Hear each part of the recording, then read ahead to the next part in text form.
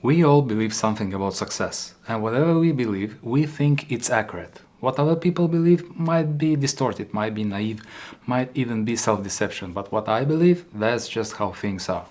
And that's not arrogance, that's how beliefs work. You can't hold a belief and simultaneously think it's wrong, which is exactly why the most limiting beliefs are so hard to catch.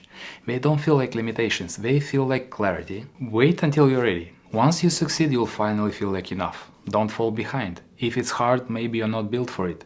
None of these sound like traps. They sound like things a reasonable person would think. And that's the problem. Here are 4 beliefs about success that feel true and quietly keep you stuck. Belief number 1. If I were truly capable, this would feel easier. This belief stops a lot of good attempts, because when something feels hard, we take it personally. We don't think this is hard because it's new, we think this is hard because I'm not made for it. You start going to the gym and consistency feels difficult, so you think you lack discipline. You start creating content and the first video feels awkward, so you think you're not natural. You try to build a business and uncertainty feels heavy, so you think maybe you're not that kind of person. But difficulty is a part of the process. Sometimes it means you need a better strategy, more practice, or that you're carrying too much at once. And sometimes it simply means you're at the edge of your current ability. And that's where growth often feels uncomfortable. It doesn't feel like a dramatic breakthrough. It's awkward, slow, repetitive, humbling. The problem is that we imagine capable people as people who don't struggle. But they struggle too. They've just stopped interpreting struggle as proof that they don't belong. They don't say, this is hard, so I must be incapable. They say, this is hard, so I need to learn. Because if every hard thing becomes evidence against you, you will avoid the exact situations that could develop you. But if hard becomes part of the process, you can stay long enough to improve. So, hard doesn't mean I'm incapable. Hard means I found the part I still need to learn. It's a much more useful belief because success is not built by people who never doubt, never struggle and always feel ready. It's built by people who stop treating every discomfort as evidence that something has gone wrong. Belief number 2. I'll start when I finally feel ready. This one feels good. You're not avoiding the thing, you're just preparing. You've been about to start the channel, the business, the conversation with your partner for months. But every week there is one more thing to learn first. One more course, one more just let me get this part right before I post it, launch it, say it. And the waiting feels smart because technically there is always more you could learn before you begin. But readiness is one of the most seductive forms of procrastination because it doesn't look like fear, it looks like preparation. But underneath all that preparation, the fear is often, I don't want to feel uncertain, I don't want to look stupid, I don't want to start badly. That's human. But you don't become ready and then act. You act and readiness slowly appears.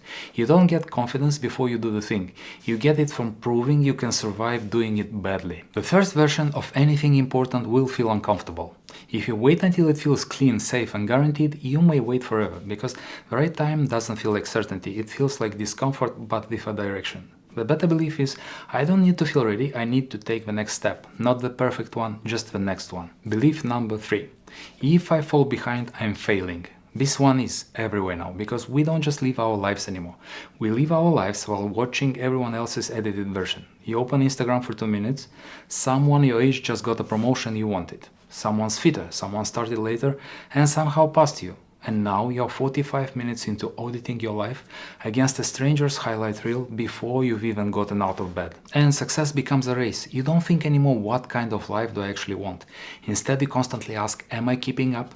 Because there will always be someone ahead of you on some scoreboard, and comparison gives you bad information. You're comparing your full reality to someone's visible result.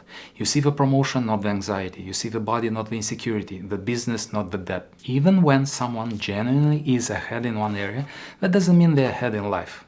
There are seasons, hidden costs, prices they paid that you might not actually want to pay. So instead of checking, am I ahead, ask if you're moving toward the life you want. That's a much better measure. You can be slower than someone else and still be on the right path. You can be late according to some imaginary timeline and still be early in the life you're actually building. Belief number 4. Success will finally make me feel like enough. This one is dangerous because it hides inside ambition, and ambition can be good. Wanting to build something, improve your life, earn more, get healthy, become more skilled, none of that is bad. But there is a difference between pursuing success because you want to build a better life and pursuing it because you're trying to escape yourself. You reached an income number you swore would change everything.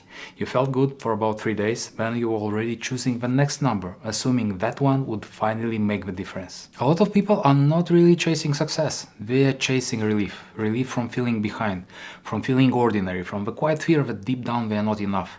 So the mind makes a deal. Once I make enough money, I'll relax. Once I get the body, I'll feel confident. Once people respect me, I'll respect myself. Success can improve your circumstances without changing your relationship with yourself. You can reach the goal and still bring the same insecurity with you. And then the finish line moves and your mind says, good, but now what? This is how success becomes a treadmill. Not because success is bad, but because you asked it to do the job of self-worth. And it can't. Achievement can give you options, confidence, freedom, but it cannot permanently prove your worth if you always doubt it. You can want growth without making your current self the enemy. So maybe the real problem is not that you lack ambition or discipline. Maybe it's that some of your beliefs about success are quietly working against you and you don't even know it.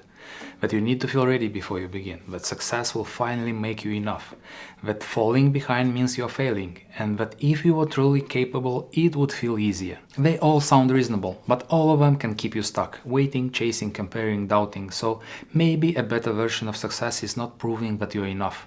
It's building a life from the assumption that your worth is not the thing being tested, and then taking the next step from there.